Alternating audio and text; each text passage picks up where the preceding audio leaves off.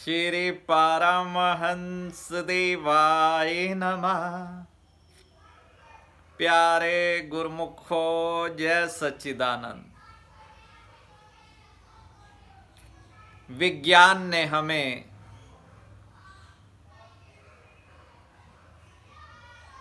जीवन को सरल करने के लिए, सुखमय बनाने के लिए अनेक साधन प्रदान किए हैं।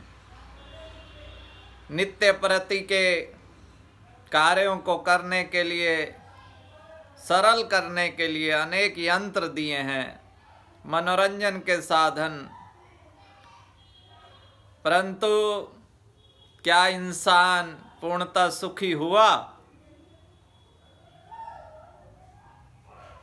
शारीरिक रोग बढ़ रहे हैं, मानसिक रोग भी बढ़ रहे हैं। शारीरिक रोगों के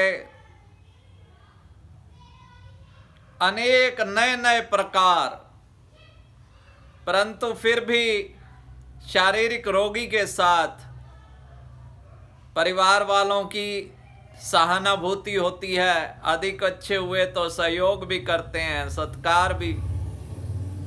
पर मानसिक रोगी, पागल, मूर्ख, ऐसे अपमानजनक शब्दों से नवाजा जाता है तो उस बेचारे के रोग में और भी बढ़ोतरी।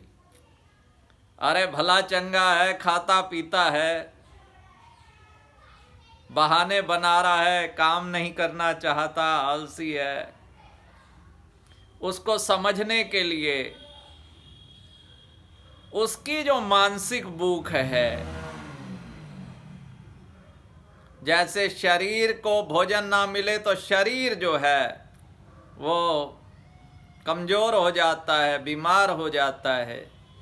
ऐसे मन को भी स्नेह की, प्यार की, सत्कार की जरूरत होती है। वो नहीं मिलता तो मन रोग पैदा होते हैं, मन रोगी हो जाता है। परंतु अब मानसिक विकलांगता और शारीरिक विकलांगता की तुलना की जाए, शारीरिक विकलांग व्यक्ति अगर थोड़ी सेवा कर देता है तो सब उसकी तारीफ करते हैं कि देखो विकलांगता होने के बावजूद भी सेवा कर रहा है। थोड़ी सेवा करता है तो अधिक माना जाता है। इसी प्रकार मानसिक रोगी भी, क्योंकि वो भी कोई कार्य करता है तो उसका मन रुकावट डालता है, बहुत समय लग जाता है उसको छोटे से काम के लिए। द्वंद्व के कारण अनेक प्रकार के मानसिक परेशानियां होती हैं।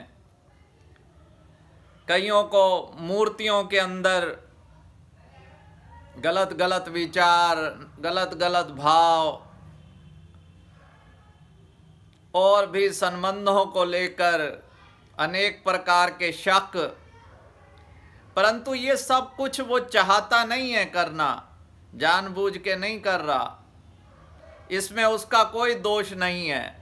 अगर उसको बार बार दोषी बताएंगे, जिम्मेवार बताएंगे अपनी परिस्थिति का, तो किसी भी काम का नहीं है, नाकामयाब है, तो उसका रोग और बढ़ जाता है। स्नेह सत्कार से, प्यार से सारी समस्या का समाधान होता है। जिस भी प्रकार की परिस्थिति है उसी अनुसार दवा से और भी जो भी साधन हैं, अनेक प्रकार से उसका समाधान हो सकता है। तो मानसिक रोगी के साथ विशेषतः ऐसे सद्व्यवहार की आवश्यकता है। अब मानसिक रोग को भी हल्के में नहीं लेना चाहिए कि ये तो जरा सा ख्याल है, उसको अनेक प्रकार के उपदेश सुनाते रहें। जिसके पैर ना लगी बिवाई, वो क्या जाने पीर पराई।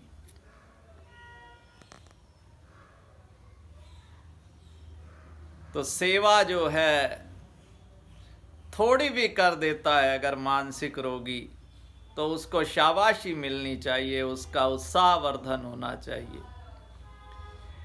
अब जो मानसिक रोगी है उसको भी समझना पड़ेगा कि संसार के संबंधों से अधिक, संबंधियों से अधिक उम्मीद ना लगावें।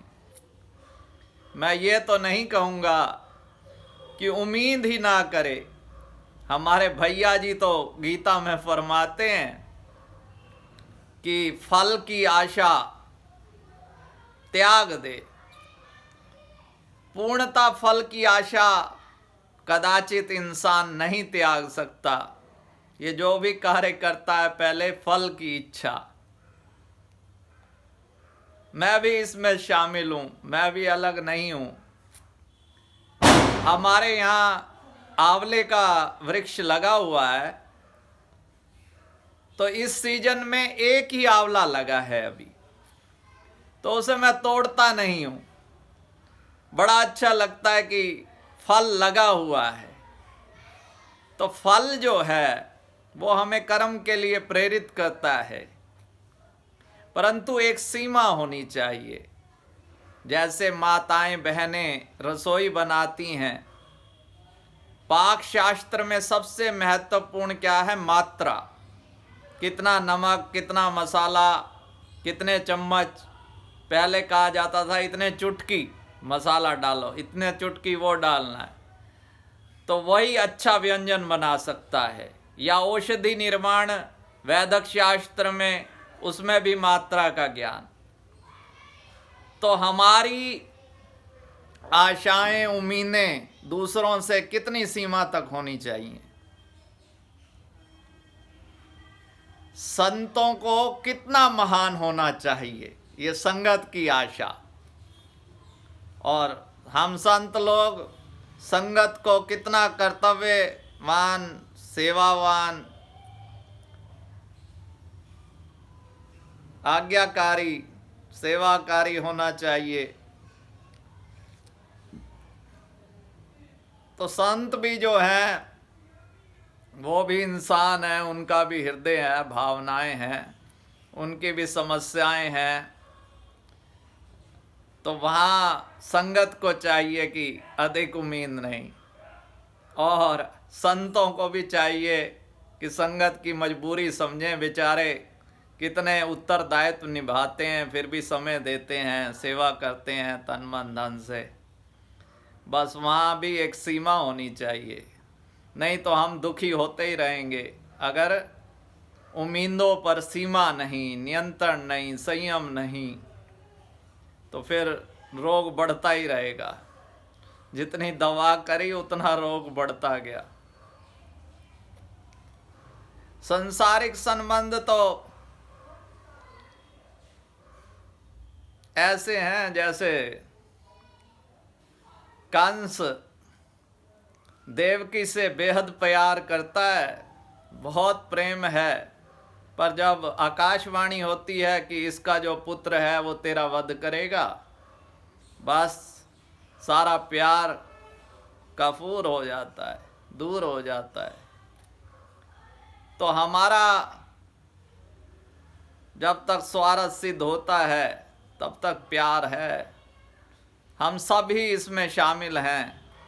दूसरे को हम स्वार्थी कहते हैं, अपने को भी देखेंगे तो फिर गुजारा चल जाएगा। भाई सब हम एक ही थाली के चट्टे बट्टे हैं।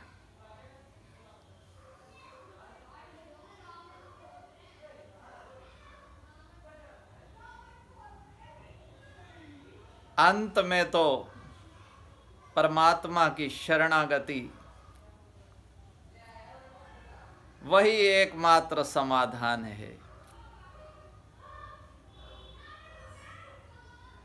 परसों मुझे एक बहन जी कह रही थी कि हम शरणागत तो हैं ही, पर शरणागति सबसे सरल साधन कहा जाता है, पर सबसे कठिन साधन भी यही है, क्योंकि इसमें मैं को पूर्णता समाप्त करना पड़ता है। जाप ताप यज्ञ हवन उसमें मैं बची रहती है कि मैं इतना तपस्वी। पर शरणागति पक्की कब मान सकते हैं? जैसे हमने अपना कोई प्लाट किसी के नाम बेच दिया, अब वो उस प्लाट में मकान बनाए, दुकान बनाए, गड्ढा खोदे, कुछ ना करे, ये उसकी इच्छा। ऐसे स्वयं को आप अर्पित कर दिया है तो अब हमारा अपने शरीर पर, मन पर कोई अधिकार नहीं। जो परिस्थिति आए उसे स्वेच्छा से स्वीकार करते हैं, खुशी से, तो ही शरणागति है। अब वो जाने, उनका काम जाने, जिसके हवाले जीवन कर दिया। तो ये भाव, मन बड़ा बेईमान है। एक बार कह दिया श्री परमहंस शरणम गच्छामि तो ऐसा नहीं है। किसी समय लगता है कि बस अब तो हम हर परिस्थिति में जब शरणागत हो गए हैं, तो इस भाव को बार बार पक्का करना है। कोई भी घटना घटती है, हर परिस्थिति में इस भावना को पक्का करना है, बार बार पक्का करना है। थोड़ी थोड़ी देर बाद श्री परमहंस शरणम गच्छामि, श्री परमहंस शरणम गच्छामि, श्री परमहंस शरणम गच्छामि।